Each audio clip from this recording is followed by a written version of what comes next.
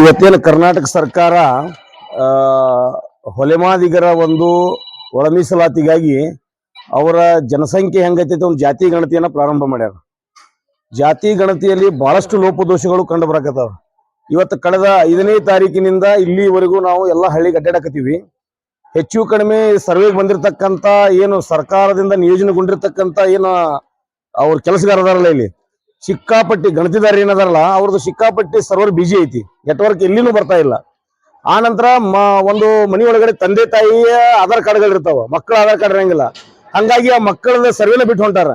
ಹಿಂಗಾಗಿ ಸಿಕ್ಕಾಪಟ್ಟಿ ಲೋಪದೋಷಗಳದಾವ. ಇದನ್ನ ಸರಳೀಕರಣ ಮಾಡಬೇಕು, ಒಂದೇದು ಸರಳಗೊಳಿಸ್ಬೇಕು. ಇದನ್ನ ಏನು ಇಮಿಡಿಯೇಟ್ ಆಗಿ ನೀವು ನೋಡಿ, ಸರ್ಕಾರಿ ಕಚೇರಿ ಒಳಗೆ ಎಲ್ಲಾ ಕಡೆ, ಖಾಸಗಿ ಬ್ಯಾಂಕ್ ಇರ್ಬೋದು, ಸರ್ಕಾರಿ ಕಚೇರಿ ಒಳಗೆ ಎಲ್ಲಾ ಕಡೆ ಬರ್ತೈತಿ ನಿಮ್ ನೆಟ್ವರ್ಕ್. ಆದ್ರೆ ಇಲ್ಲಿ ಯಾಕೆ ಬರಂಗಿಲ್ಲ? ಇದು ನೀವು ಏನು ಸರ್ಕಾರ ಇವತ್ತು 17ನೇ ತಾರೀಕು ತನಕ ಡೆಡ್ ಲೈನ್ ಹಾಕಿರಲ್ಲ, ಖಂಡಿತವಾಗ್ಲೂ ಇದು 6 ತಿಂಗಳಾದ್ರು ಆಗಲಾರದಂತ ಒಂದು ವ್ಯವಸ್ಥೆ ಐತಿ.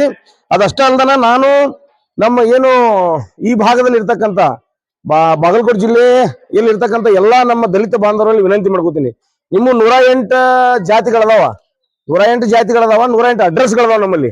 ಈ ಉದಾಹರಣೆ ಹೇಳ್ಬೇಕಂದ್ರೆ ನಾವು ರುದ್ರಸ್ವಾಮಿಪೇಟೆಯಲ್ಲಿ ಸುಮಾರು 10-15 ಅಡ್ರೆಸ್ಗಳದಾವ. ಇಲ್ಲಿ ಉದಾಹರಣೆ ಹೇಳ್ಬೇಕಂದ್ರೆ ಮೀಸಿ, ಚಲವಾದಿ, ಕಡ್ಕೋಳ, ಪಾನಿ, ನವನಿ, ಹಿಂಗ ಹವಾರಿ, ಈ ರೀತಿ ಅನೇಕ ರೀತಿ ಹರ್ಜನ್, ಈ ರೀತಿ ಬಹಳಷ್ಟು ಅಡ್ರೆಸ್ಗಳದಾವ. ಆದ್ರ ಅಡ್ರೆಸ್ ಇರೋ ಕಾರಣ ನೀವು ಅಡ್ರೆಸ್ ನಲ್ಲಿ ನಮೂದು ಮಾಡಬಾರ್ದು. ಆ ಜಾಗದಾಗ ನೀವೇನ್ ಮಾಡ್ಬೇಕಂದ್ರ ಚಲವಾದಿ, ಬಲಗೈ ಅಥವಾ ಹೊಲೆರತ್ತೆ ನಮೂದು ಮಾಡ್ಬೇಕು. ಬಹಳಷ್ಟು ಜನರಿಗೆ ನಾವು ಇವತ್ತು ಓಣ್ಯಾಗ ಅಡ್ಡಾಡಿದಾಗ ಬಹಳ ಮಂದಿ ಎದಕ್ ಸರ್ವೆ ನಡೆದದ್ ಗೊತ್ತಿಲ್ಲ. ಸರ್ವೆ ಏನನ್ನೋದು ಮೊದಲು ಅರ್ಥ ಮಾಡ್ಕೊಡ್ರಿ. ನೀವು ಒಂದ್ ವೇಳೆ ನಿಮ್ಮ ಸರ್ವೆ ಸರಿಯಾಗಿ ಮಾಡಿಸದೆ ಹೋದ್ರೆ ಬರುವಂತ ಮುಂದಿನ ದಿನಮಾನದೊಳಗೆ ರಾಜಕೀಯ ಪ್ರಾತಿನಿಧ್ಯ ಸಿಗಂಗಿಲ್ಲ, ನೌಕರಿಗಳು ಸಿಗಂಗಿಲ್ಲ, ನಿಮ್ಮ ಮಕ್ಕಳಿಗೆ ಉತ್ತಮ ಮಟ್ಟದ ಶಿಕ್ಷಣ ಸಿಗಂಗಿಲ್ಲ. ನೀವು ಎಷ್ಟು ಜನಸಂಖ್ಯೆ ಇದ್ರೆ ಎಕ್ಸಾಕ್ಟ್ ಸರ್ಕಾರಕ್ಕೆ ಮಾಹಿತಿ ಹೋದಾಗ ಮಾತ್ರ ನಿಮ್ಮ ಪಾಲಿನ ಮೀಸಲಾತಿ ಸಿಗ್ತೈತಿ. ಇದನ್ನ ಮೊದಲು ನಮ್ಮ ಜನಾಂಗ ಅರ್ಥ ಮಾಡ್ಬೇಕು, ಚಲವಾದಿ ಜನಾಂಗ ಅರ್ಥ ಮಾಡ್ಕೋಬೇಕು. ಇದನ್ನ ನೀವು ಮನಿ ಹೊರಗೆ ಬಂದ ಕಿಸಿಂದ ಇವತ್ತು ಸರ್ವೆ ಮಾಡಿಸಿ ನೀವು ಎಷ್ಟು ಜನ ಇದ್ರಿ, ನಿಮ್ಮ ಮನ್ಯಾಗ ಮಕ್ಕಳು ಹೆಣ್ಣಿರ್ಲಿ ಗಂಡಿರ್ಲಿ, ನಿಮ್ಮ ದೊಡ್ಡವ್ರು ಯಾರೇ ಆಗಿರ್ಲಿ, ಎಲ್ಲರೂ ಬರ್ಸ್ಬೇಕು ಇದನ್ನ. ಒಂದ್ ವೇಳೆ ನೀವು ಬರ್ಸದೇ ಹೋದ್ರ ನಿಮಗೆ ಸರ್ಕಾರಿ ಪ್ರಾತಿನಿಧ್ಯ ಹಿಡ್ಕೊಂಡು ಸರ್ಕಾರದ ಯಾವ ಸೌಲಭ್ಯವೂ ಸಿಗಂಗಿಲ್ಲ. ಆ ಕಾರಣಕ್ಕಾಗಿ ಮನಿ ಬಿಟ್ಟು ಹೊರಗೆ ಬರ್ರಿ. ಮತ್ತೇನು ನಮ್ಮೆಲ್ಲ ಮುಖಂಡ್ರದಿರಿ, ನೀವೆಲ್ಲಾ ಇಲ್ಲಿ ಬರ್ತೀರಿ, ಪಾಂಪ್ಲೆಟ್ ಒಂದು ಗುಡಿ ಗುಂಡಾರ ಮುಂದೆ ಕೊಟ್ಟು ಹೊಂಟ್ರಿ. ಹಂಗಾಗಬಾರ್ದು. ಪ್ರತಿ ಮನಿಗೂ ಪಾಂಪ್ಲೆಟ್ ತರಿಸ್ಬೇಕು, ಪ್ರತಿ ಮನಿಗೂ ಹೇಳ್ಬೇಕು ಅದನ್ನ. ಹಿಂಗ ಸರ್ವೆ ಮಾಡಕ್ ಬರಾಕತ್ತೀವಿ, ಸರ್ವೆ ಮಾಡೋರು ಬಂದಾರ, ಅವ್ರು ಬಂದ್ರಂದ್ರೆ ನಿಮ್ ಮನ್ಯಾಗ ತಂದೆ ತಾಯಿ ಅಪ್ಪ ಅವ್ವ ಸಣ್ಣ ಮಕ್ಕಳಿದ್ರೆ ಆಧಾರದ ಕಡಿಮೆ ಅವ್ರದ್ದು ಹೆಸರು ಸಹಿತ ಬರಿಸಿ ಅದ್ರ ಮುಂದೆ ಜಾತಿ ನಮೂದು ಮಾಡ್ಬೇಕಂತೇಳಿ ಈ ಮೂಲಕ ನಾ ಕೇಳ್ಕೊತಾ ಇದ್ದೀನಿ. Thank you. ಒಳ ಮೀಸಲಾತಿ ಸಲುವಾಗಿ ಕರ್ನಾಟಕ ಸರ್ಕಾರ ಒಂದು ಆದೇಶ ಮಾಡೈತಿ.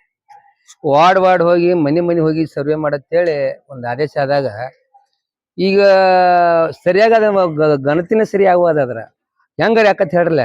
ಈಗ ಒಂದು 5ನೇ ತಾರೀಕು ಚಲೋ ಹಾಕಿಸಿಂದ ತಾರೀಕು ಎಷ್ಟು ಇವತ್ತ 9ರಾಗ 20 ಮಂದಿದ ಸರ್ವೆ ಅಂದ್ರೆ ಇದು ಏನು ಯಾವ ಮಟ್ಟ ಹೋಗ್ತಿದ್ದು.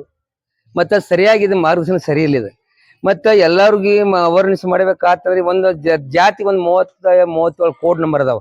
ಆ ಕೋಡ್ ನಂಬರ್ ಏನೇ ಇರ್ಲಿ, ಅದ ದಲಿತರು ಯಾರು ನಿಮ್ಮ ಮನೆಗೆ ಬಂದಾಗ ಮುಂದೆ ನಿಮ್ಮ ಹೆಸರು ಬರಿಸ್ಕಿಸಿಂದ ಅಡ್ರೆಸ್ ಹಾಕಿ ಆಮೇಲೆ ನೀವು ಹೊಲೆರ ಹೇಳ್ಕಿಸಿಂದ ಒಂದು ಕಾಲಮ್ದಾಗ ಅದು ತುಂಬಬೇಕು. ಎಲ್ಲ ದಲಿತರಿಗೆ ಬಂದವ್ರಿಗೆ ವಿನಂತಿ ಮಾಡಿ ಹೇಳ್ತಾನೆ. ಮತ್ತೆ ಇದು ಮೀಸಲಾತಿ ಮಾಡ್ಲಕತ್ತಾರಲ್ಲ, ಇದು ವರ್ಗೀಕರಣದಾಗ ಇದೇನು ಸರಿಯಾಗಿ ಆಗವಾದ. ಇದು ಆಗೋದು ಎಂದ 1 ವರ್ಷ ಆದ್ರೂ ಆಗೋದಿಲ್ಲ. ಇದು ಅದೇನ ಏನಿಲ್ಲ ಹೇಳ್ತಾರಲ್ಲ ಅವ್ರ ಏನ ಸರ್ವರ್ ಇಲ್ಲ ಅಂದ್ರೆ ಸರ್ವರ್ ಇಲ್ಲ ಮತ್ತೆ ಹೆಂಗ್ ಮಾಡ್ಬೇಕು ಹೇಳ್ರಲ್ಲ ಇದನ್ನೆಲ್ಲ. ಇದು ಏನೂ ಆಗೋದಿಲ್ಲ, ಇದು ವ್ಯವಸ್ಥೆನೂ ಆಗೋದಿಲ್ಲ. ಇದಕ್ಕೊಂದು ಹೊಸ ಮಾರ್ಗದರ್ಶನ ಸೂಚನೆ ಮಾಡ್ಬೇಕು ಅಂದ್ರೆ ಸರ್ವೆ ಓಕೆ ಆಕೈತಿ. ಮತ್ತೆ ಈ ಓಕೆ ಆಗ್ಲಿಕ್ಕ ಮತ್ತೆ ಹೆಂಗ್ ಕೊಡ್ರಿ ನಮ್ಗೆ ಗೊತ್ತಾಕತಿ ಹೇಳ್ರಿ. ಜಾತಿದ ಎಲ್ಲಾ ಜಾತಿಗೆ ಹೋಗಿ ಮನಿ ಹೋಗ್ಲಾಕ ಒಂದು ಅವಕಾಶ ಇಟ್ಲಿ. ಒಂದು ರೇಷನ್ ಕಾರ್ಡ್ ಕೊಟ್ರಿ, ಇದನ್ನ ರೇಷನ್ ಕಾರ್ಡ್ ತೊಗೊಂಡ್ ಬರ್ತಾರ, ಆಧಾರ್ ಕಾರ್ಡ್ ತೊಗೊಂಡ್ ಬರ್ತಾರ. ಮತ್ತೆ ಒಂದೊಂದು ಏನಿರ್ಲಿಕ್ಕ ಒಂದು ಹೋಟೆಲ್ ಲಿಸ್ಟ್ ಕೊಟ್ರಿ. ಅವ್ರಿಗೆ ಹೆಂಗ ಸರಿಯಾಗಿ ಮಾಹಿತಿನೇ ಇಲ್ಲ. ಅವ್ರಿಗೆ ಏನ್ ಸರ್ವೆ ಮಾಡಕ್ ಬಂದಾರಲ್ಲ ಅವ್ರಿಗೆ ಸರ್ವೆ ಮಾಡೋದೇ ಗೊತ್ತಿಲ್ಲ ಪಾಪ ಅವ್ರಿಗೆ. ಈ ವ್ಯವಸ್ಥೆ ಆಗೋದಿಲ್ಲ. ಕರ್ನಾಟಕ ಸರ್ಕಾರ ಯಾರಿದ್ರು ಜಿಲ್ಲಾಧಿಕಾರಿ ಹಿಡ್ಕೊಂಡು ಈಗ ನಮ್ಮ AC ಅವ್ರಿಗೆ ಗಮನಕ್ಕೆ ತಂದ ಈ ವ್ಯವಸ್ಥೆಯನ್ನು ಮುಂದಕ್ಕೆ ಸರ್ಕಾರಕ್ಕೆ ವರದಿ ಕೊಡ್ಬೇಕಂತೇಳಿ ತಮ್ಮಲ್ಲಿ ವಿನಂತಿ.